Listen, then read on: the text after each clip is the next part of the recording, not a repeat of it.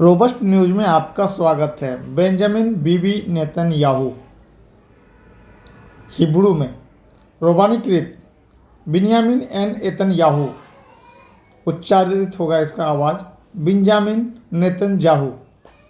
अक्टूबर, उनका जो जन्म हुआ था अक्टूबर 21, 1949, एक इजरायली राजनेता हैं जो दिसंबर 2022 से इजराइल के प्रधानमंत्री के रूप में कार्यरत हैं। पहले 1996 से 1999 तक और फिर 2009 से 2021 तक पद पर रहे। वह लिकुड पार्टी के अध्यक्ष हैं। नेतन्याहू देश के इतिहास में लंबे समय तक रहने वाले हैं, जिन्होंने कुल 16 वर्षों से अधिक समय तक सेवा की है। वह इजराइल की स्वतंत्रता की घोषणा के बाद होने वाले प्रधानमंत्री भी थे। तेल अवीव में धर्मनिरपेक्ष यहूदी माता पिता के घर जन्मे नेतन्याहू का पालन पोषण यरूशलेम में और कुछ समय के लिए संयुक्त राज्य अमेरिका के फिलाडेल्फिया में भी हुआ। वह 1967 से इजराइल रक्षा बलों में शामिल होने के लिए इजराइल लौट आए। वह साइरेट मटकल विशेष बलों में एक टीम लीडर बन गए और सम्मानपूर्वक बर्खास्त होने से पहले कप्तान का पद हासिल करते हुए कई अभियानों में भाग लिया। मैसाचुसेट्स इंस्टीट्यूट ऑफ टेक्नोलॉजी से स्नातक होने के बाद नेतन्याहू बोस्टन कंसल्टिंग ग्रुप के लिए आर्थिक सलाहकार बन गए। वह 1978 में योनातन नेतन्याहू आतंकवाद विरोधी संस्थान की स्थापना के लिए वापस इजराइल चले गए।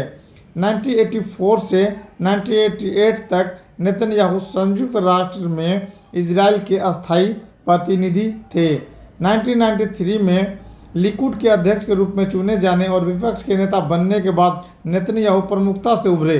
1996 के चुनाव में नेतन्याहू ने सिमोन पेरेज को हराया और लोकप्रिय वोट द्वारा सीधे चुने गए।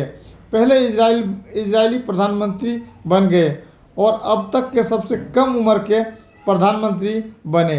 1999 के चुनाव में यहूद ब्राक की वन इजराइल पार्टी द्वारा नेतन्याहू और लिकुड को भारी हार मिली और नेतन्याहू ने निजी क्षेत्र में प्रवेश करते हुए पूरी तरह से राजनीति से संन्यास लेने का फैसला किया। नेतन्याहू बाद में राजनीति में लौट आए और एरियल शेरोन के अधीन विदेश मंत्री और वित्त मंत्री के रूप में कार्य किया। बाद की स्थिति के दौरान उन्होंने इजरायली अर्थव्यवस्था में सुधारों की शुरुआत की, जिससे महत्वपूर्ण वृद्धि हुई।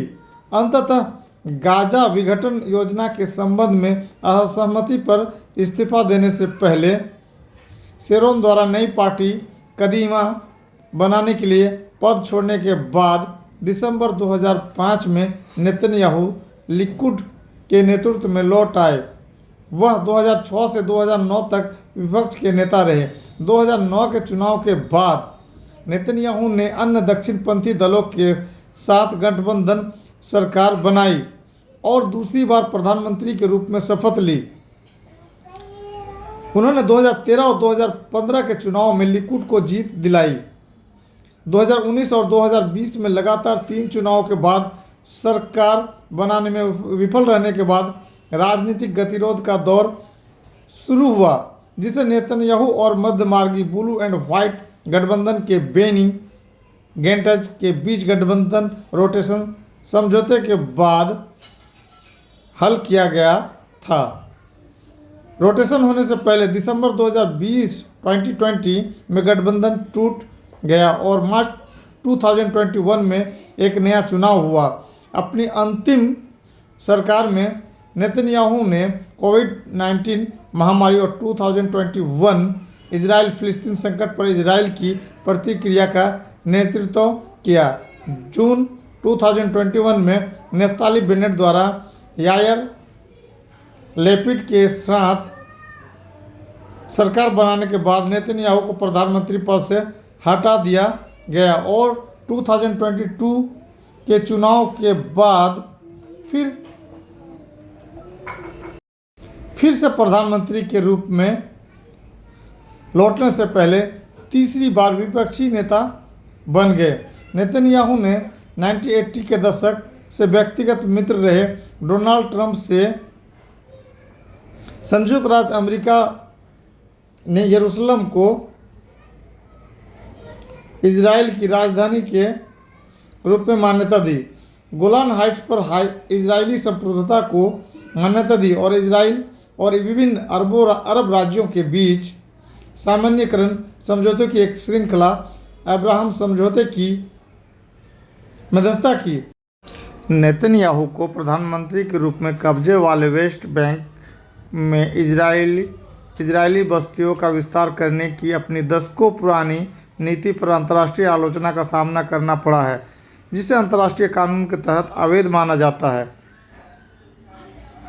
2019 में नेतन्याहू को 3 साल की जांच के बाद विश्वास के उल्लंघन, रिश्वतखोरी और धोखाधड़ी के आरोपों में दोषी ठहराया गया था। इन्हें सत्ता और कुर्सी से प्यार हो गया है और कुर्सी में बने रहने के लिए जनता को गाजर मूली की तरह कटवा सकती है और काट सकती है। इनका सिर्फ एक ही सपना रह गया है, विश्व गुरु बनना। जैसा कि हमारे मोदी जी विश्व गुरु बनना चाहते हैं, वैसे ये भी विश्व गुरु बनना चाहते हैं। इनका बस एक ही मात्र सपना रह गया है।